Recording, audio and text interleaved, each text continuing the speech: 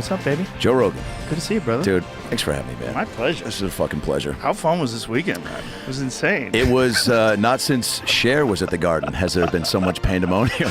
Bro, when Brian Holtz was screaming about Billy I Joel. love you're going right to that, because I was like, how long are we going to wait until we talk about Holtzman isolating the room? Amazing. He was amazing. He, seeing him at the Comedy Store, which we've seen him many times, and then at the Mothership now, seeing him in an arena like that go full-on Holtzman is a real treat. 16,000 people, and he went He just opened like he's with in the fuck OR. Billy Joel. Yeah. And then he's like, I don't care if you're famous here. It's your daughter. Fuck him. We get it. You play the fucking piano. I mean, yeah, it was wild. It was amazing. The surprises on that show. I want to hear from your vantage point real quick. From obviously doing arenas for a while now. A show like that, getting to see you for a moment before you walked out backstage, and you were just like, it was cool to see you looking at it like, what the fuck? This is wild. I was blown away. First of all, I have seen Kill Tony evolve from the very beginning. Yeah. So I saw some of the earliest episodes in the belly room. But you were telling me, Tony came to you and was like, will you do my show? I got this new. And you were just like, yeah, fucking, all right, help a buddy out. And then you have no idea what it was. No, when I first did it, I was like, okay, let's have some fun. I think I first did it, he brought up, I might have first did it at the Ice House. They used to do it at the Ice House in the little room. Yeah. So that was probably one of the first ones that I did. And I did a bunch in the belly room, and then it moved to the main room, and then it moved to Texas when everything shut down. They were trying to do it in the main room for a while with no audience. Yeah. They did quite a few episodes with zero audience. It's just a story of persistence and getting... That's what I keep telling young comics. The consistency is so overlooked in this business. And Tony just believed in it and also kept finding ways to evolve it. And the more people, you guys coming on, and then like you'd see Saget come on, and like more and more people started to go, oh, something different to fuck around with, right? Yeah, and he just got better at it too. Yeah, that's a good point. I mean, he's a wizard at hosting that show. Yeah. He's managing all these moving parts. He knows when to bring people in and when to, he knows like how to work the panel. He knows how to like let you go, let somebody else go. He's like, it's a dance, man. Oh, yeah. And the dude is the best at it. He's the fucking best at it. So for me, walking out there and seeing that crowd, I was like, this is insane. And to see the Black Keys on stage, I'm like, this is insane. Jelly Roll? Jelly Roll singing New York? Yeah. Like, what the fuck is happening, man? This is crazy. Yeah. The pops that everybody got, like all the surprises. Oh my God, so when cool. Joey Diaz went on stage, it was the loudest I've ever heard an audience cheer for any human being ever in my life. I thought he was going to be so, taken aback by the roar that he was legit going to run for president because he came out and he was like, you cocksuckers back here, I came to the circus.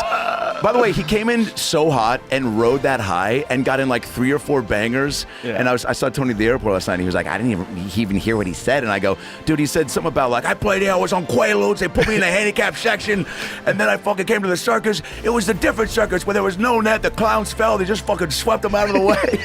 Bro, he went off. Oh, it was awesome, He went off. It was classic Joey And you've never Diaz. seen me do Dr.Phil probably live, right? No, I don't think I have. How was that? I think I might have saw it once at the Mothership.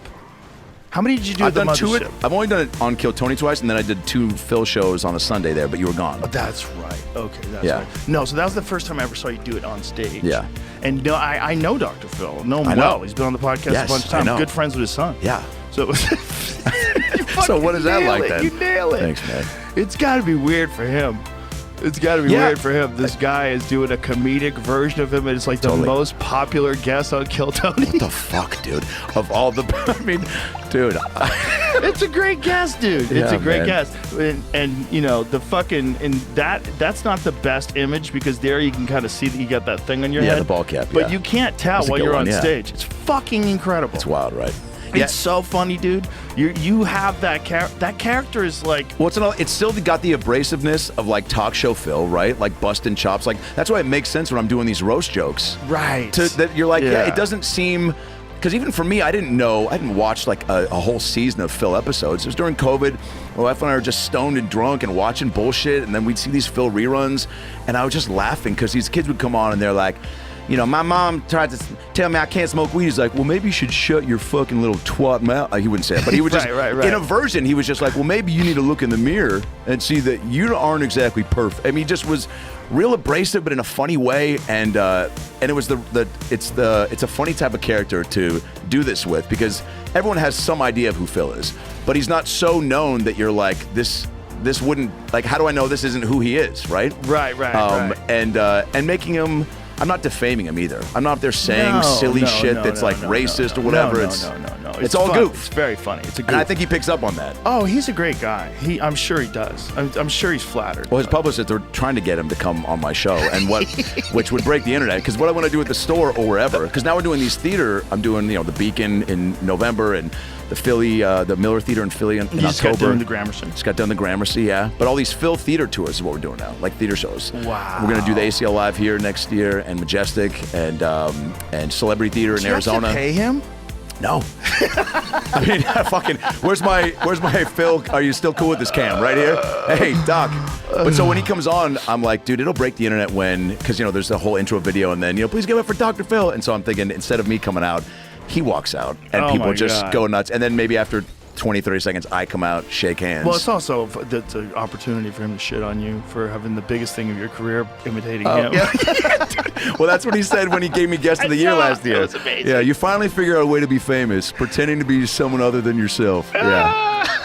And you know what, though? Isn't it, though, a great, like, as much as it, like, is so fun, and I want to say this with Tony, too, his openness to go, I am always expanding, not only I want to be involved in expanding comedy, but the Kill Tony show. For me to go, Tony, I think Phil on Kill Tony would be fun. He's an advice guy. You were giving advice to comics, but for Tony to be like, fuck yeah, let's add more characters. Oh yeah. Is really awesome. No, Tony takes a lot of risks, and he likes to fly off the seat of his pants. He likes a little bit of chaos on the show. Like twice, I showed up with people, and I just brought them on stage. One time it was Post Malone, and the other time it was Tucker Carlson. Oh, I saw that. Wait, that was impromptu? Totally impromptu. They had no idea they were going to do it until they did it. When I got there with Post, I was like, you got to come to the club. Let's go hang out. We were having just I fucking love that guy. Yeah, he's such a nice guy. Yeah, he really is. He's so nice to everybody. Yeah. He's nice to everybody at the bar, downstairs, all the staff. Yep. He's just so normal, man. He just hangs with you. He can just hang with you. And so anyway, we were just hanging out. So, we're like, let's go to the club. And so we get to the club, and Tony was there. I think we went to dinner. Did we go to dinner? Yeah, we went to dinner. And then after dinner, did you go to Eddie's? Yes. Dude, Good good call. Is the shit. It's the best. So we leave there, and I go, let's go check out the club. And it was Kill Tony. I go, you got to see this show that they're doing. It's called Kill Tony. It's crazy. Oh, wow. So you're introing to him to the show. No idea. He has no idea what's going on. He has no idea I'm roping him into this. So I don't even have an idea. But Tony sends me his text, come on stage. And I was like, all right, dude. Okay. I go, come on, man. We're going to go on stage. He's like, fuck yeah, really? I go, yeah, come on, let's go on stage. And he just went with it. Went 100% went with it. Sat down, had a great fucking time, had some funny lines. David Lucas he looked like an unemployed crocodile hunter. Oh my God. Oh my God. Dude, some of David's lines are so spot on. The joke is just as good as like what did Jeff Ross call David Tell when he came out on night 2 at the Garden? He goes, you look like you run you manage a circus in Bosnia or something? Something like that. Yeah. Lucas said that I looked like, because I was wearing that crazy fur coat and the glasses, he goes, you look like my 11th grade teacher that you catch outside of school. Dude, I called Dave once, I go, all right, Hootie and the Bloated Fish. Or, yeah, dude. Dave, that's another part of the show, too, where it's like there's now been so many established parts that people look forward to. Oh, yeah. Which makes an arena show so exciting for the fans because they're like, wow, I'm going to see surprises and bucket pulls. You have so many elements that are spontaneous, right? Yeah, and that was David saying those things was spontaneous in front of 16,000 people. Yeah. And crushing. Yeah.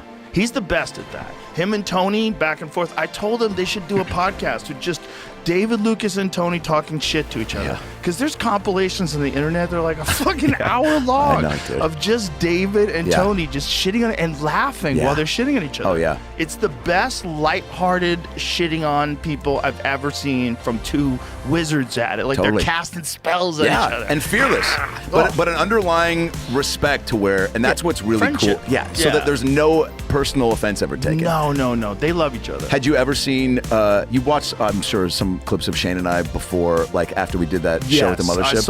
I saw a lot of clips from that show. Oh my God, that show has like, what is the number up to now? That episode? 16 million, dude. That's so crazy. Isn't that fucking nuts? Dude, we were it was a Friday, and Tony calls me. I was doing Kill Tony, but he goes, change of plans, need you to come Sunday. Bring your makeup gal, Shane's sticking around doing Trump. And I go, holy shit. So in my head, I'm like, well, this will be fun. You never still know how anything's going to be received, right? But I'm just like, I don't know, man. Shane's as popular and fucking likable and funny as it gets. And he has only done Trump on his sketch show and on SNL. And I feel like I'll be able to figure out a Biden to whatever. But I know that Shane's down to play. So I knew that it was going to be like, we're in the back, dude, we're in the makeup chairs, and I'm shuffling around, and Shane's like, what are you doing for the face? And I'm like, well, I kind of got to get the, the half smile going and like that. And then I was shuffling around, and I did the face a few times, and he started laughing. And then at one point, I just look in the mirror, and he's just going, doing his face. We locked eyes, and we started laughing. I go, what the fuck are we doing, dude? And then he's the best Trump of all time. Yeah. His Trump is impossible. Bro, he was so in the good. pocket. And which is why we made each other break a few times when we did it at the mothership, because it was like, I can't believe we're doing this for 2 hours. I mean, yeah, dude. It's incredible. But to run it back at the Garden was like, I think the move too. Oh yeah. It was awesome. Yeah. It was amazing. The whole thing was amazing. Yeah. It was incredible.